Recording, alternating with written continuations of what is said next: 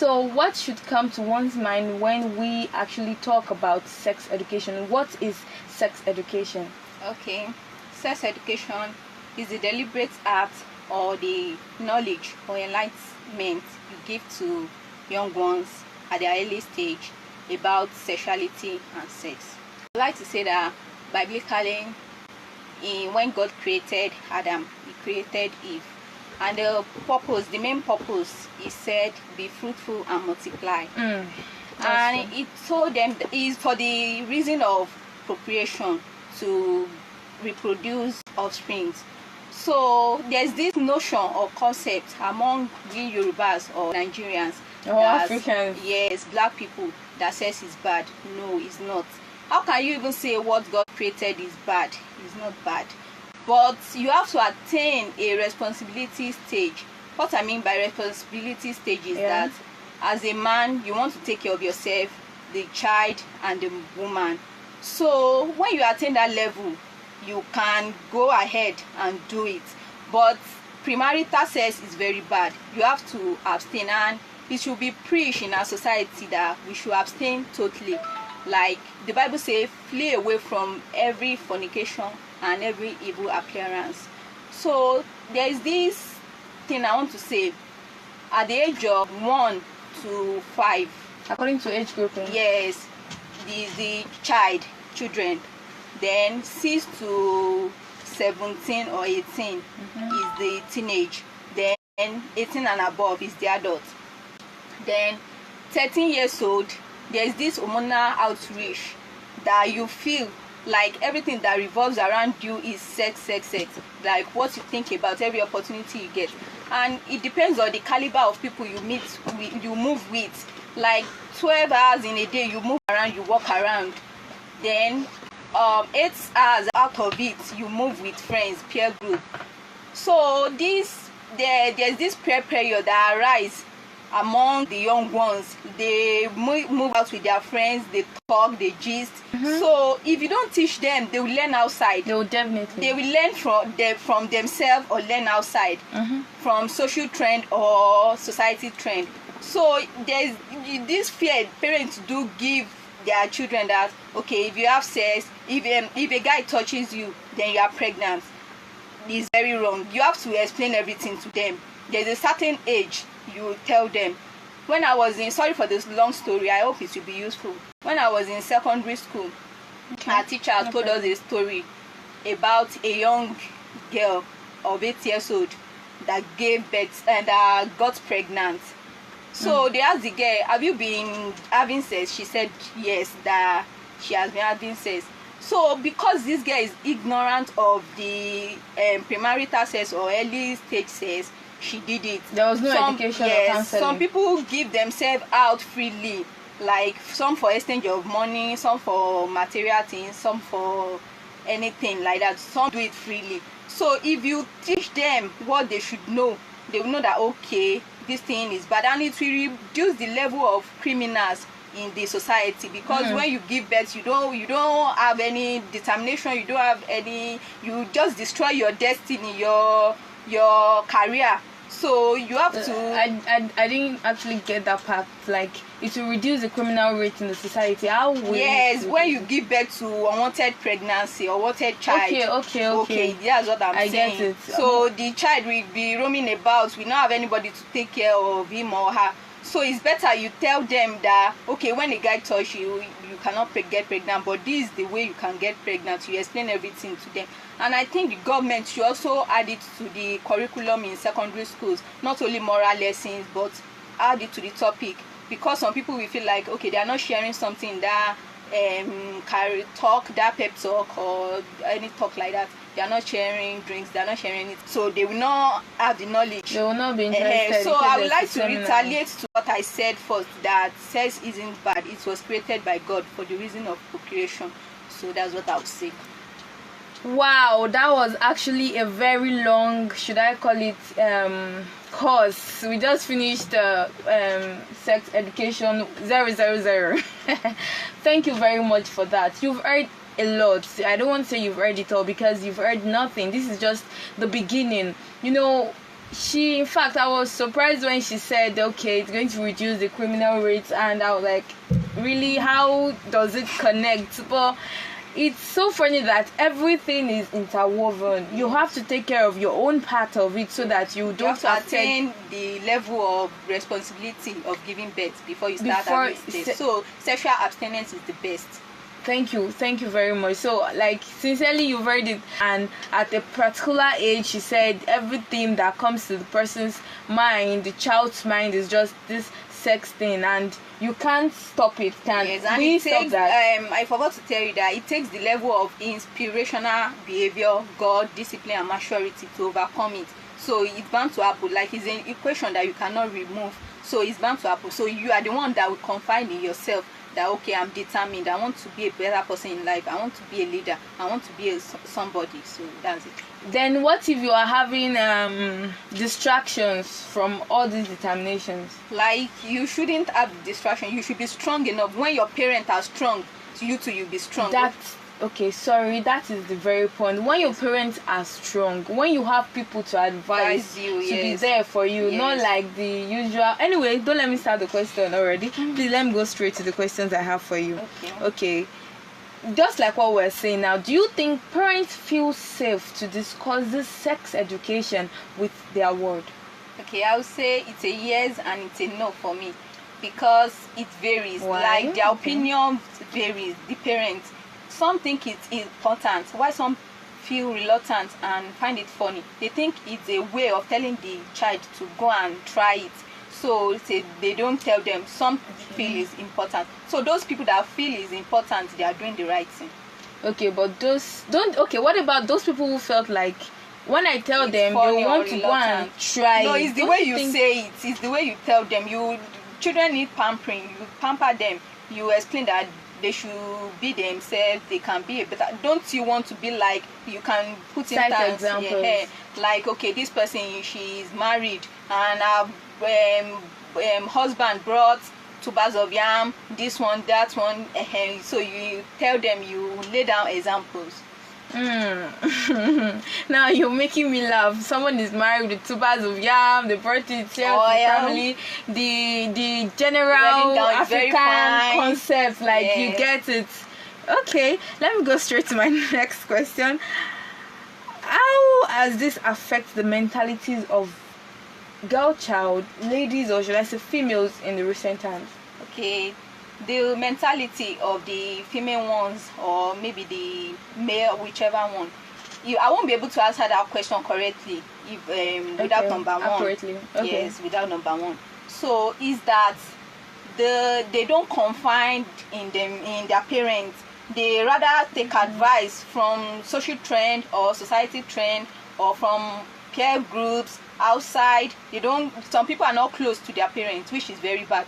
So you as a parent, you have to take care of your child or children very well. Like, pamper them. Let this stage you have to be yourself. You don't have to rush. Your man will come at the right time. Your lady will come at the right time. So that's what. So you think the mentality? You think if our parents actually encourages, advises, and gives this education, the mentality of the female child will not be that affected, like, to change. But if it is not, there is this fear. Yes. Okay, thank you very much. I was just trying to make it more explicit. Okay, what are the most known facts touching sex education? Okay, I would like to say maybe 4 or 5. The first one is age and time at which you can engage in sexual activities. Then sexual abstinence, they even preach it in church.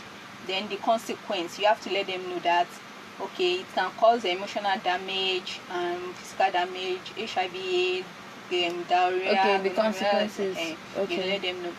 Then the safe sex and the birth control. Okay, so those are like 5 known factors. Yes, it's not limited to that, but you can search on your own. You can search on your own facts. Okay, from everyone she has mentioned now, I would like to actually remind us all that at least abstinence is what the church preaches, and they have their reasons. Did you get it? Yes. So can you just give us some of these reasons? Because the Bible says that when if you know you are not, if you know you are you want to, or you have urge for sex or anything like that, go and marry. So that's the best thing, to have a partner. So that you not just lure yourself into bad things or destroy your future or the world. So you have to be yourself. Okay, now for instance, I want to give out sex education. How can I break it down for whoever it is I want to give it to? Like, how can I dichotomize sex education? Okay, the difference is the sex education, you have to tell them what it is. It is deliberate act, or the impact, the knowledge, the enlightenment you give to the young ones at the early stage, and you tell them the negative effects. Okay. So that's it. You tell them the deliberate part, and you tell them the negative effect. You tell them it's part of life, that they will surely have it one day, but they should be calm. They should not rush. Okay, thank you very much for that. She has mentioned to us earlier, you'd let the person know why it is good and why it is wrong, why you should run away from it, and why the reason for, should I say, the inception, whatever. Okay, so now we have this other question. What about what advice do you have for young ones? And okay, let's start with young ones. You have a lot of advices to give us today. Like the young ones, I would like to tell them to, like, do you, be yourself. Like, there's nobody. Doesn't look like you're talking loud. Like, okay, there's nobody who's gonna be you for. Like, there's no other part of you in the world. So you can be a better person in life, in future. So you don't have to rush. What is yours will be yours, definitely. And what is yours is not yours. So what is yours is yours. So you have to just relax and stay away and abstain from sexual premarital Thank you very much. You know, I said you have a lot of advices to give us, and that's why we're going there very early. But it looks like you have to repeat what you've just said. Like, I like the phrase, do you, be you. What is yours to be yours. What is yours is yours. Like, I actually like the sentence. Can you just give it to us again? Do you, be you. There's nobody who's gonna be you for you, and there's no other part of you in the world. We have to learn this together. I'm just hearing this for the first time too, and I would also like to learn it. So let's do it together. Do you, be you. Because there is no other type of you in the world. There is no other type of you in the world. And there's nobody who's gonna be you for you. And there is nobody who is gonna be you for you. So do you and be you. Yes. Don't compromise. That's supposed to be our closing shot for today. Actually, I really love it. Okay, you've heard that. So our listeners all around the world, do you, be you. There is no other part of you in the world. There is no one who's gonna be you for you. So just do you and be you. Don't compromise. And okay, so what advice do you have for our parents, upcoming parents? Like, just give it to us. I would like to tell our mommies, the upcoming, that you should not. There is a certain stage the child will get to, like when they teach them reproduction in school. So you sit them down so that they will not learn from outside. Prevention is better than cure. You tell them the usefulness of their body parts, their part of the body. So you tell them this one is meant for this, it's meant for that. Don't play rough, play with guys. Don't go to corner with them. You can talk with them, you can play with them, but it has limitation. So you tell them about it, you advise them, you pamper them, you let them know everything they ought to know, so that the world will be a better place. And it should not include when a guy touch you, run away. No, it should not. I said that yes, I was just joking. So you've heard it all. Most people tell them the used truth to say, in short, yes, right? It's very bad. Like, they create fairness in the heart of the child. And when the child will now say that, okay, I'm not pregnant, okay, my mommy is lying, so I can do this, I can do that, and the person will just go wayward. Yes, go wayward. Thank you very much. So our parents and upcoming parents, you've heard it. You've heard the major part of it. Like, don't weave words around each other. Say it out. Like, teach them. Let them know what to do. Let them know who they are. I am a girl. You are a girl, my daughter. You have this, you have that. It makes you different from a boy. Like, teach them and stop creating fear. Yes. Like, stop creating the fear that when they get touchy like this, you will get pregnant. Especially when you are doing your menstruation, you will get pregnant. Please let us stop creating fear. Instead, let us preach love with our children and with everything around us. Okay, there's one more advice you will be giving for me. You'll be giving to me, our community, to our societies at large. Okay, I will tell you that when you are bored, read your Bible. So when you are bored, you can play music video, you can watch films, you can do recreational, so okay, you can do tourist things. Okay. So you don't have to have the feeling like, okay, I want to do this, I want to do this. It comes a time you do it, you'll be tired. So be yourself. Okay. Then those people that are raping, they should stop it. It's very bad. And the old ones that are attracted to the young ones, they should stop it. It's very pedophiles. bad. What do you have to say about pedophiles, please? I don't have much, but I would say that it's very bad. It's people that are old people that are attracted to young ones. Yeah. So it's a heart that is very barbaric. It's not good. So it has to stop in the society. Yes, and I will have to add that to me it is not normal, and I believe we keep praying to God to actually clean up our societies for us and make it safe, touch the hearts of everybody. You've heard it from my guest today. She was like, those of you raping, stop it. Like, it's not as if just giving, but sincerely it is happening, and we need to pray to God that it should stop and reduce. It is a very bad thing, like a very, very bad thing. Ladies are scared of walking at night, walking alone, even in the afternoon. It is happening. Even people that are just alone in your house, you didn't even go anywhere, like the next thing is the bad news of this just happened, that, and it's always giving a lot of ladies emotional problems. Sincerely, a lot of them have issues, emotional problems they are never able to solve even after they've grown like that. So please, we beg everyone listening in our society that we should always pray for ourselves, pray for our society at large. And there's always one thing I like to let everybody know. Please, it is not just about training your girl child. Let us start the campaign of training your boy child now. So when we train our boy child, we will not be scared of letting out our girl child, because we will be safe that our boy child is okay. Okay, so that is what we have for you on the program today, and I hope we have gained a lot today.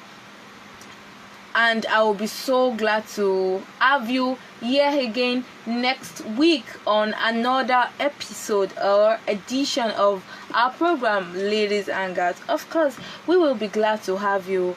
Don't forget to make it and leave it one day at a time, and I see God helping every one of us. Don't overwork yourself. Do it well. Be you. Do you and be you. Stay well. I am signing out. I am Lokwe Dicta, and I'm Akinkwele Elizzy. Thank you. Bye.